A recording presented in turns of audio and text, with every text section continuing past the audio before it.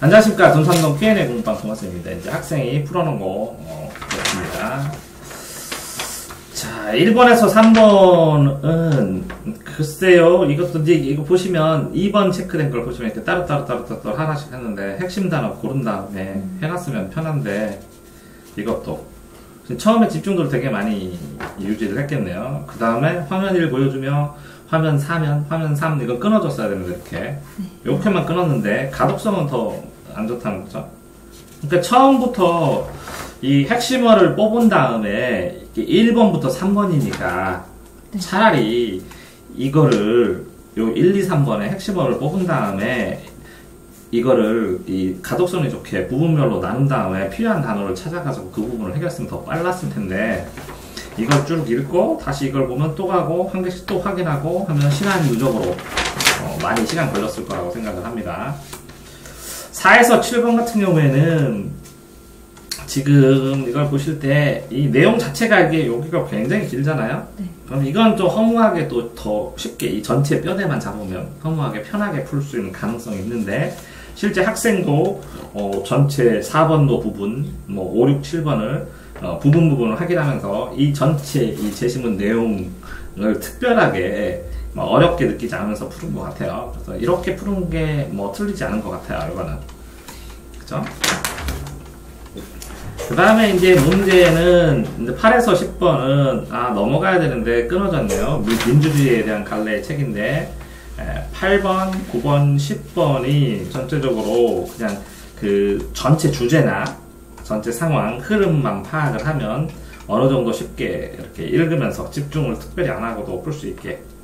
다만 이제 10번에 대한 비유적 표현에 대해서 이거를 아닌 거를 제낀 다음에 골라냈으면 됐는데 조금 망설이면서 좀 시간을 좀 많이 끌었다는 거죠. 자, 11번하고 12번 보면 문법 자체를 이거에서 이 내용을 읽는다는 것보다 요 밑에 있는 문제를 보다가 나중에 필요한 부분을 찾아서 읽어야 되기 때문에 형태소에 대한 것이구나. 그 다음에 형태소의 이 형태에 대한 것이구나. 그래서 이렇게 의문문적으로 환경이 다르구나. 이렇게만 생각을 해놓고 읽은 다음에 거꾸로 찾아갔어야 되는데 맞히는 건데 이제 무난하게 풀었어요. 15번까지. 근데 여기서 시간을 많이 걸리면 뒷부분이 시간 부족을 표현하고 요거만 빨리 넘어갔으면 눈에 보여갖고 문법이 풀어졌으면 어느 정도 그 한 회분의 지문이 차이 날 만큼의 시간차를 느꼈을 거라는 생각이 듭니다. 자, 그 다음에 16에서 18 명칭, 조직의 목적 이렇게 쭉 되고 중략한 줄거리를 읽은 느낌이 없어요. 근데 이제 제목을 봐서 오상의 눈물이 안 나면 안 읽었어도 되는데 분명히 이걸 알았더라도 이건 체크를 했어야 되거든요. 어느 파트인가를 보면서. 그 다음에 이제 18번에 있는 보기를 먼저 읽었어야 되고, 그런 다음에 이 인물과 관련된 여기 17번을 보면서 17번으로 전체 틀을 잡고 16번의 핵심어를 체크해 놓았고, 그 다음에 이제 전체적인 풀이를 들어가야 되는데, 소설을 이거를 몰랐다면 스킵하고 풀었어야 돼요. 근데 알았다면 먼저 풀어야죠. 자, 그렇게 되고, 그게 시간이 걸리면 이제 19번부터 아마 쫓기기 시작했을 수도 있어요. 왜냐면, 이 소설을 하면서 문법과 소설을 하면서 시간이 많이 잡혀나가면, 제이설 나오고, 이런 동중서 이런 거 어려워. 동중서 나오고 힘들어. 이렇게 되면, 윗글에 나오는, 이 19번에 나오는 이 단어 선택해놓고, 20번에 대한 사람 분리를 해놓고, 그런 다음에 21번 동중서 하고, 그 다음에 22번에 이걸 4개로 나눠서 얘네들 핵심을 비교를 해놓으면 사람이 나누어지잖아요. 그러면 이거는 인물별로 전부 다 구분하지 않으면 풀 때 힘들겠다라는 생각을 명확하게 하고 이게 보면 22번에 있는 등장인물하고 20번에 있는 등장인물하고 연관성이 있는데 거기다가 19번까지 연결이 돼요. 그런 상황이니까 등장인물별로 이 중에서 어떤 사람에 대한 생각인가, 어떤 이론인가, 라는 그 내용에 대한 포인트, 쟁점을 19번, 20번, 예를 들어서 22번을 체크를 하면서 잡았어야 되거든요. 잡았어야 이걸 순식간에 풀고, 쟁점을 잡히지 않으면 조금 오래 걸린다는 거죠. 사람마다 평가해야 된다는 생각을 해야 되고. 자, 그런데 이제 무난히 여기까지 이제 케어를 했어요. 하나 틀렸지만 21번을 틀린 이유는 그죠? 이게 동중서가 많은 건 적절하지 않은 것이니까 선택지를 다 비교해 본 다음에 동정서에 대한 주제를 확정을 한 다음에 아닌 걸 삭제를 해나간 다음에 골랐어야 되는데 이게 푸는 과정에서 자 그러니까 19, 20, 22, 23보다 21번이 가장 마지막에 푸는 게 더 좋아할 수도 있는데 중간에 풀고 뒤에 22, 23을 푼다가 좀 찜찜하지 않은 생각을 계속 가지고 있었을 확률이 크고요. 자, 그 다음에 이제 고전 문학을 푸는데 자 이렇게 학생이 가지고 있는 특징 중에 하나가 이렇게 넘기는 문제에서 이렇게 걸려버렸는데 이게 감상이기 때문에 보기거든요. 그러면 이게 보기만 잘 끊어서 나눈 다음에 이 여기에 있는 선택지하고 1대1 대응관계를 확인했으면 풀 수 있네요. 흔적을 보니까. 근데 보기를 문장을 넘겨버리면 보기가 나오면 쫄아요. 본인이.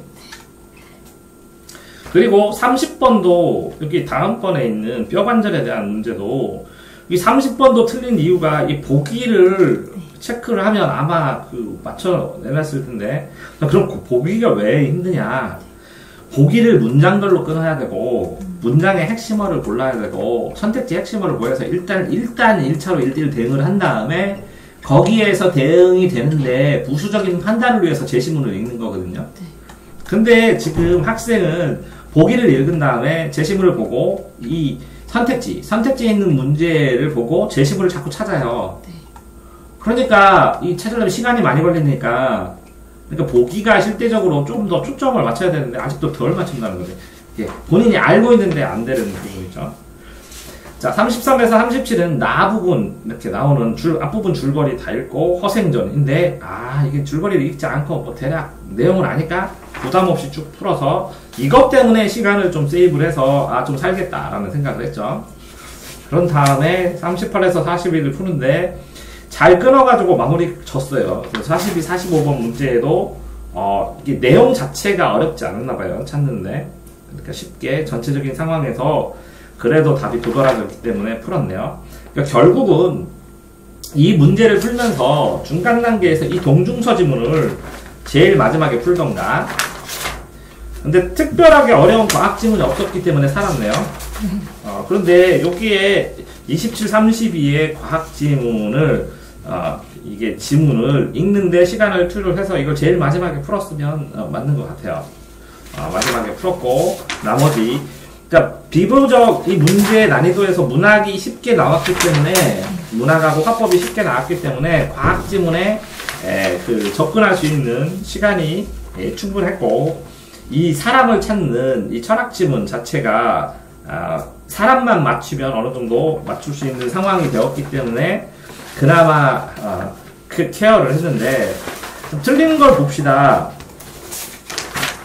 여기서 본인이 틀린 문제에서